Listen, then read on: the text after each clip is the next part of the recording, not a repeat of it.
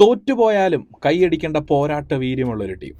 ഗില്ലും ടീമും ലോർഡ്സിൽ ഇംഗ്ലണ്ടിന് മുന്നിൽ ഒന്ന് അടിപതറി. പക്ഷേ ഈ ഒരു മാച്ചിൽ ഉടനീളം ഇംഗ്ലണ്ടിൻ്റെ മുട്ടിടിപ്പിച്ച് തന്നെയാണ് ഈ ഒരു ടീം പരാജയം ഏറ്റുവാങ്ങിയിരിക്കുന്നത്.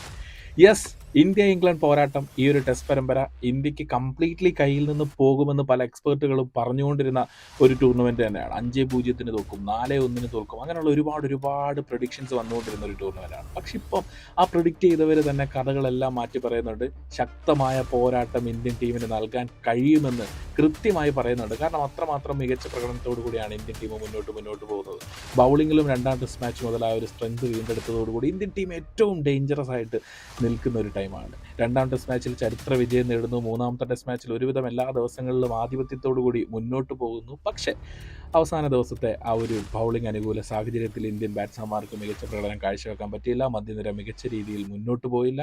ഒരു നല്ല പാർട്ണർഷിപ്പ് ബിൽഡ് ചെയ്യാൻ വേണ്ടിയിട്ട് പറ്റിയില്ല. അങ്ങനെ ഒരുപാട് പോരായ്മകൾ ബാറ്റിങ്ങിൽ നമ്മൾ ആ ഒരു ഇന്നിങ്സിൽ കണ്ടിട്ടുണ്ടായിരുന്നെങ്കിലും വാലറ്റത്തെ ചേർത്ത് പിടിച്ച് ജഡേജ താരമായി, ബുംറ സിറാജുമൊക്കെ ആ താരത്തിന് കൂട്ടുമായി. പോരാട്ട വീര്യത്തിൻ്റെ കാര്യത്തിൽ ഈ ഒരു ടീം സൂപ്പറാണ്.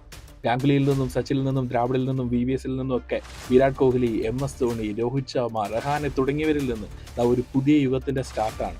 ജയ്സ്വാൾ, ഗിൽ, KL രാഹുൽ, പന്ത് അവരിങ്ങനെ മുന്നിട്ട് നിൽക്കുന്ന കാഴ്ചകൾ. എന്തായാലും ഈ ഒരു ടീം ഇപ്പോൾ പരാജയപ്പെട്ടപ്പോൾ ഇന്നത്തെ പരാജയത്തിൻ്റെ പ്രധാന കാരണങ്ങൾ എന്തൊക്കെയായിരിക്കും നിങ്ങൾക്ക് തോന്നുന്നതൊക്കെ കമൻറ്റ് ബോക്സിൽ പറയാൻ വേണ്ടിയിട്ട് മറക്കണ്ട.